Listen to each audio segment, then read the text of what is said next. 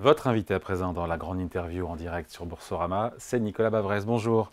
Bonjour à tous. Merci d'être avec nous sur Boursorama. C'est demain que le gouvernement, donc mardi, il va dresser sa nouvelle trajectoire financière pour les années à venir et tous les efforts qu'il faudra évidemment consentir dans la foulée. Déjà, est-ce qu'il faut conserver ou pas cet objectif de revenir sous les 3% du déficit public en 2027, ou sachant qu'on a bien compris qu'a priori c'est quasi illusoire vu la conjoncture économique dégradée? En fait, le vrai objectif, parce que finalement, le problème, ce n'est pas le niveau de la dette, c'est son caractère soutenable ou non. Mais c'est soutenable, a dit Pierre Moscovici, le président de la Cour des comptes. En fait, c'est faux. Elle est soutenable. C'est faux. Il est bien placé comme C'est-à-dire qu'aujourd'hui, la soutenabilité de la dette, il y a une partie économique, une partie financière. La partie économique, elle est très simple, c'est-à-dire qu'il faut que la croissance nominale soit supérieure au taux d'intérêt. Ouais. Aujourd'hui, les taux d'intérêt sont à 4%, la croissance, depuis 2019, la croissance c'est 0. Quel taux est à 4%? Le 10 ans français est à 2,90. Je prends le taux de la BCE parce que c'est quand même celui qui est directeur. La croissance française, elle est à 0,4. L'inflation, ce qui est heureux, est redescendue autour de 2,1. Ouais. De 2. Ouais. Donc 3, ça fait 3. Donc vous voyez, ça fait, avec les 0,4 de croissance, ça fait 2,6, 3. Donc on est en dessous, croissance nominale, avec les prix, on est en dessous des taux d'intérêt. Voilà, alors c'est vrai que pour l'instant, vous l'avez rappelé, l'OAT reste très bien traité par les marchés, mais en tout cas, on voit la zone de risque. Et l'autre aspect sur la soutenabilité proprement financière, ça dépend de ce qu'on appelle le déficit primaire, c'est-à-dire le déficit hors intérêt. Voilà, hors intérêt de la dette. Ouais. Or, aujourd'hui... On a combien? On a 3, 3,5. On est à 3,8 en déficit primaire aujourd'hui, et pour avoir une dette soutenable, il faudrait que ce soit à 0,5. Ce qui est finalement... 3 points de PIB. Il y a 3 points de PIB à... Exactement. Ce qui veut dire 3 Donc, fois... Donc 75 milliards d'euros d'économies à réaliser si on veut... Les choses sont extrêmement claires, c'est-à-dire que si on veut ramener... Donc, ce n'est pas l'histoire des 3%, mais si on veut ramener la dette française à un niveau soutenable, il faut faire 1 point de PIB de réduction du déficit par an pour les 3 années qui viennent. L'équation est extrêmement claire. Et sinon, contrairement à ce qu'on a vu, c'est-à-dire que on peut penser que les gens comme moi qui alertent sur la dette, mais Michel Pébroux l'avait fait aussi. Pardon, oui, je me rappelle. Et on peut dire... Michel Pébroux, on est en, je crois de mémoire, on est en 2006. Il y a un petit problème de micro, on va venir vous le régler.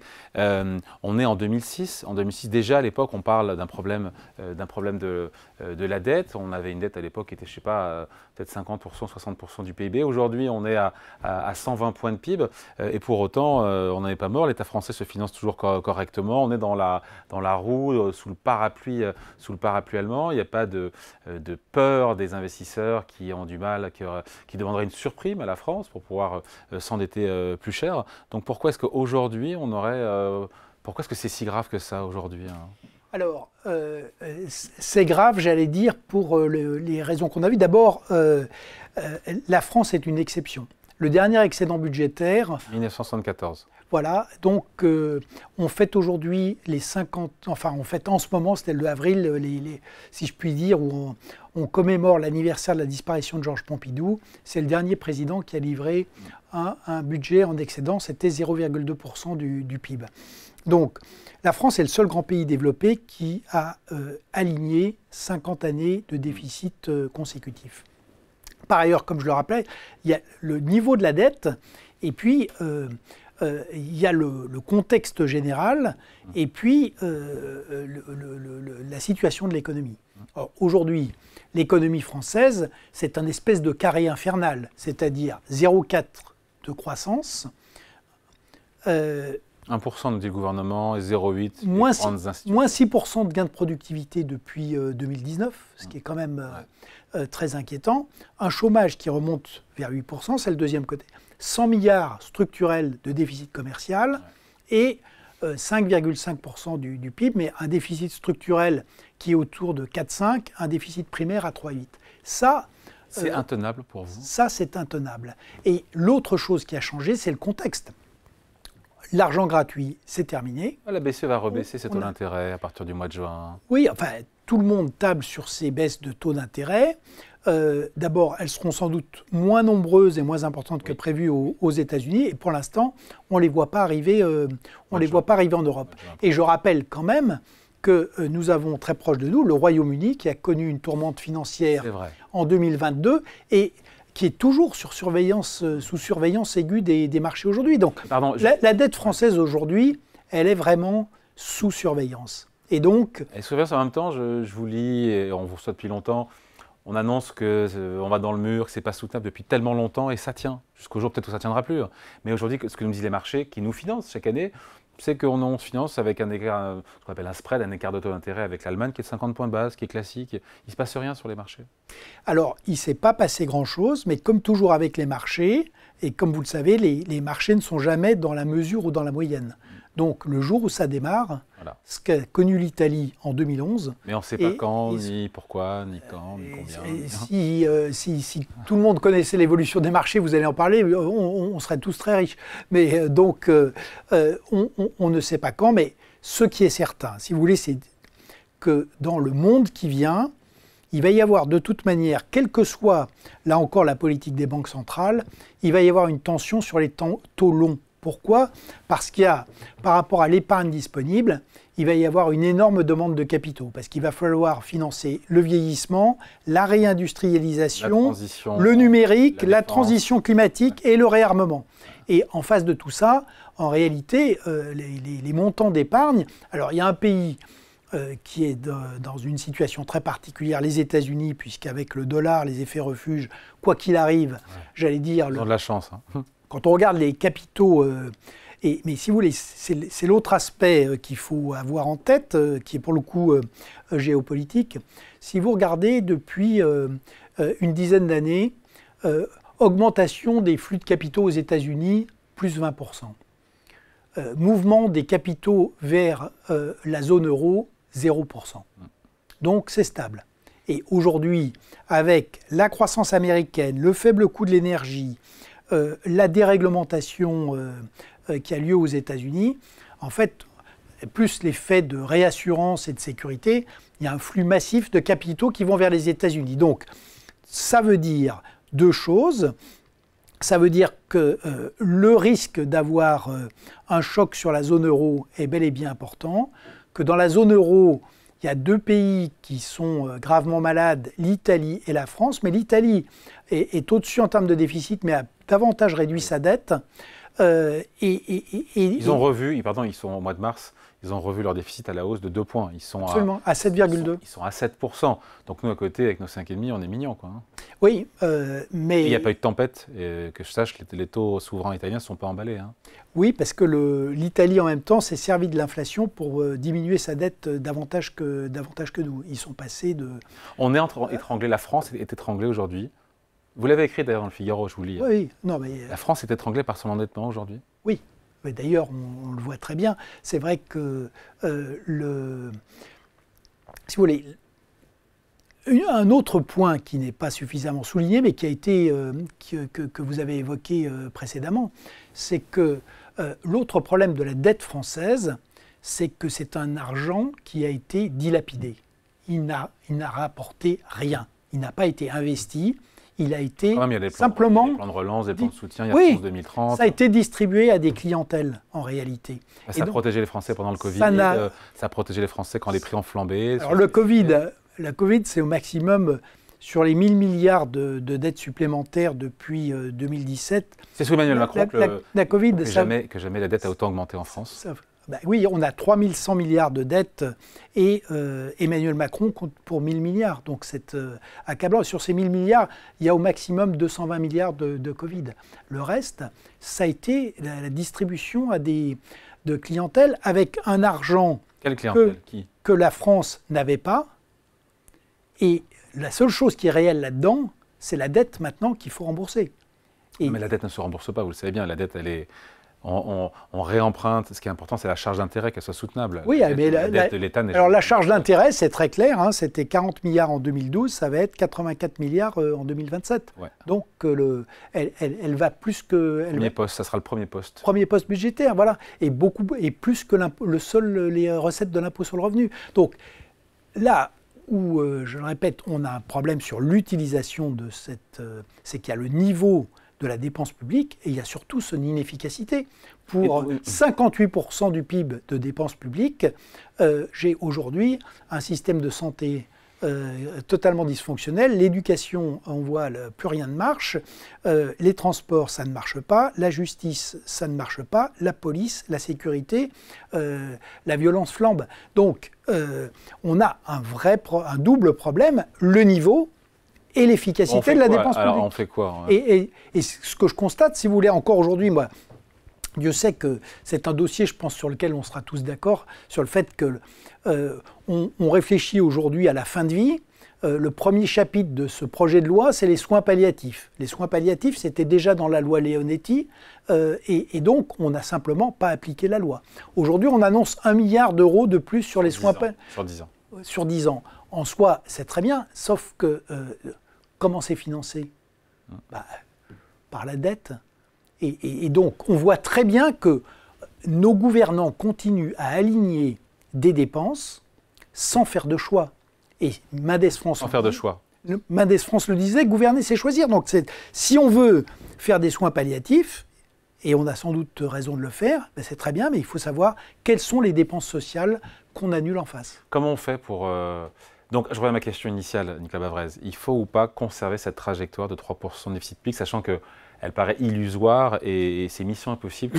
Moi, je pense que... Et tout le débat derrière, c'est le débat de la réforme de l'État. Après, on peut parler des hausses de fiscalité. Moi, je vous dis, je préférais une trajectoire où on se préoccupe de la soutenabilité de la dette. La soutenabilité de la dette, c'est comment on fait passer le déficit primaire de 3,8 à 0,5% du PIB. La question, c'est ce qu'on le fait en 2 ans, en 3 ans ou en 10 ans. Alors ensuite, les marchés ne nous poussent pas à le faire en 6 mois ou en 1 an ou en 2 ans. Non, ça peut... Et si vous voulez, là où on voit que ce n'est pas du tout impossible, prenons l'exemple du Portugal. Le Portugal, cette année, c'est 1,2% d'excédent budgétaire. Oui. Le Portugal, en 10 ans, a fait passer sa dette de 133% du PIB à moins de 100% du PIB. Beaucoup de précarité, en plus, au Portugal. Au prix de... Il y a toujours... Les gens, je lisais, qui ont parfois 2 ou 3 boulots dans une même journée. C'est ce que je disais, il faut faire des choix. Donc, évidemment, il n'y a pas de paradis. Donc, évidemment, le rétablissement des finances publiques, ça ne va pas se faire sans mal. Évidemment, sur cet argent public qui est déversé, il a une efficacité faible, mais une efficacité économique et sociale faible, mais il n'empêche que, bien évidemment, il bénéficie aux gens qui le touchent. Mais on a une manière, je le répète, de faire beaucoup mieux avec moins... Ça veut dire réduire le périmètre de l'État, ça veut dire privatiser, c'est ça la logique qui est derrière, ça veut dire... Alors d'abord, on peut effectivement céder des actifs publics, ça c'est certain, il y a l'immobilier, mais il y a aussi des entreprises publiques sur lesquelles, très franchement, il n'y a aucune justification parce qu'elles ne sont pas... C'est-à-dire si vous prenez par exemple les aéroports, ce n'est pas délocalisable, hein, donc est-ce que l'État contrôle les tarifs, l'État contrôle le foncier, l'État contrôle tout. Est-ce qu'il a besoin de contrôler le capital en plus? On peut se le demander. Et surtout, derrière, il faut bouger le modèle. Donc, vous l'avez dit, d'abord, on a des doublons partout dans cette espèce de millefeuille administratif. On le voit en matière de transport, d'éducation. L'État, en fait, a faussement délégué des compétences, mais il continue à vouloir garder la main, ce qui est absurde. En plus des collectivités. Plus les collectivités, donc il faut remettre de l'ordre là-dedans, et il faut s'attaquer surtout à la dépense sociale, puisque les comptes sont en partie truqués, notamment pour la retraite, puisque pour la retraite, on ne prend pas en compte dans les comptes du système les pratiquement 60 milliards d'euros de subventions d'équilibre de l'État pour les fonctionnaires. C'est ce que m'expliquait Jean-Pierre Levade quand il est venu la semaine dernière. Il a tout à fait raison. Je ne connaissais pas cette histoire. En réalité, les comptes sociaux sont structurellement déficitaires de 2,5% du PIB. Et ça, notamment pour la retraite, c'est vraiment scandaleux parce qu'on ne peut pas avoir un système de répartition qui soit déficitaire. Sinon, c'est la spoliation des générations futures. Et c'est vraiment ce qu'on a organisé et continue à faire depuis des décennies. Et avec un système où, là encore, c'est très bien que le niveau de vie moyen des personnes âgées et des retraités a beaucoup augmenté, mais le fait que ce niveau de vie soit supérieur de 10% à celui des actifs, on est le seul pays où c'est le cas, et franchement, ça ne peut pas fonctionner. Et ça va de pair avec des inégalités qui sont très importantes. Et cette réforme, donc ce qu'on a fait l'an dernier, c'est une fausse réforme des retraites. Janet Yellen, la secrétaire au Trésor, change de sujet, est en déplacement en Chine. Et elle dit « Washington n'acceptera pas le déferlement de produits chinois vendus à perte ». Ça, c'est clair et net quand même. Hein. C'est clair et net. C'est de la com ou est-ce que vraiment... Non, les États-Unis ont tout à fait raison. Qu'est-ce qui se passe en Chine ? Il y a un vrai changement, c'est-à-dire que Xi Jinping a complètement cassé la stratégie de Deng Xiaoping qui a donné lieu aux 40 glorieuses chinoises. La reprise en main par le Parti communiste et puis la brutalité incroyable, les erreurs, par exemple la gestion calamiteuse de l'épidémie de Covid, ça a complètement cassé la confiance des Chinois. Donc l'idée, ils ne consomment plus. L'idée, voilà, enfin ils n'ont jamais beaucoup consommé, oui, puisque par rapport à la consommation a toujours été autour de 40% du PIB. Là, on est à 2 tiers dans les grands pays. Nous, on est à 2 tiers, mais par exemple, un pays comme le Mexique est à 60%. Donc, la contrainte et donc l'idée de basculer vers la demande intérieure, ça, c'est mort parce que il y a la défiance et puis il y a la crise de l'immobilier qui représente 60% de l'épargne des ménages. Donc aujourd'hui, Pékin mise tout sur l'export, Donc, ils investissent massivement sur l'industrie. Avec des subventions, avec organisé avec des subventions, des aides. Ils ont ciblé des secteurs vraiment stratégiques pour notamment la transition, tout ce qui est panneaux solaires. Voilà, les panneaux solaires, les éoliennes, tout ce qui est énergie renouvelable, batteries, véhicules électriques.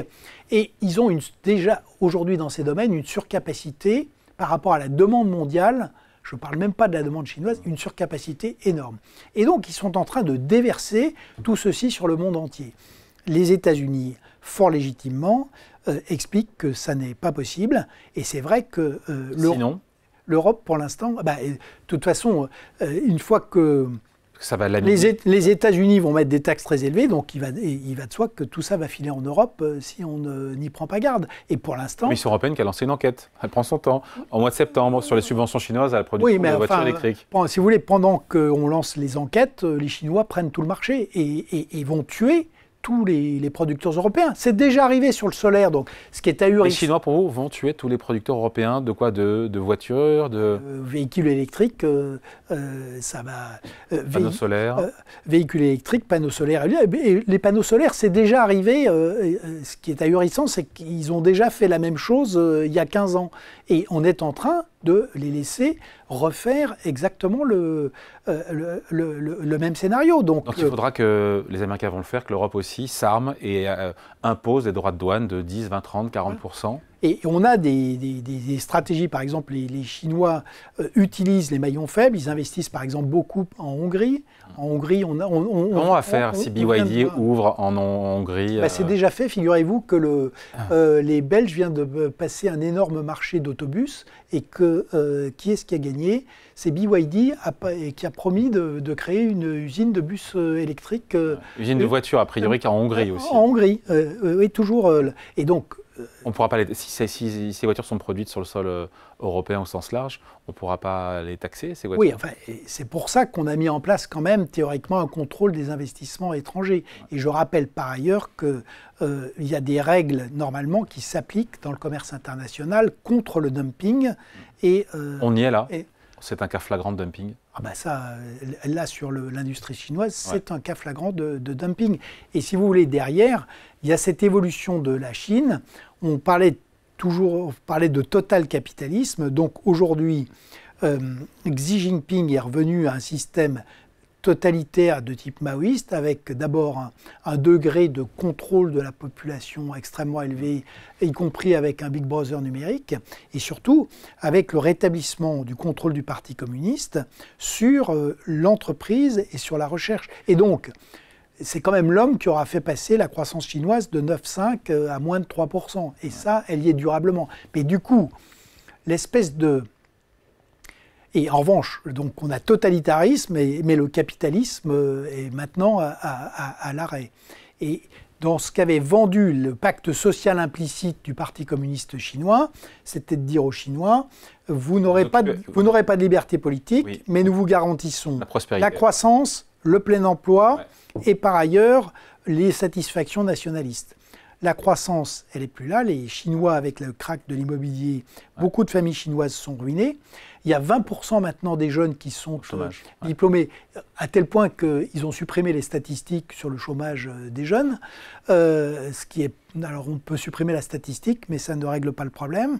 Et du coup, on a à l'inverse de plus en plus un accent mis sur l'impérialisme chinois, ce qui est évidemment un énorme problème. Et finalement, si vous voulez, Xi Jinping aura cassé la mondialisation qui a fait l'émergence de la Chine. Il l'a cassé économiquement, il l'a cassé stratégiquement. On le voit bien, évidemment. De tension, évidemment. Merci beaucoup. Merci beaucoup. Entretien donc avec l'économiste et essayiste Nicolas Bavrez en direct sur Boursorama, retrouvé tout à l'heure à 14h en replay. Merci à vous. Merci.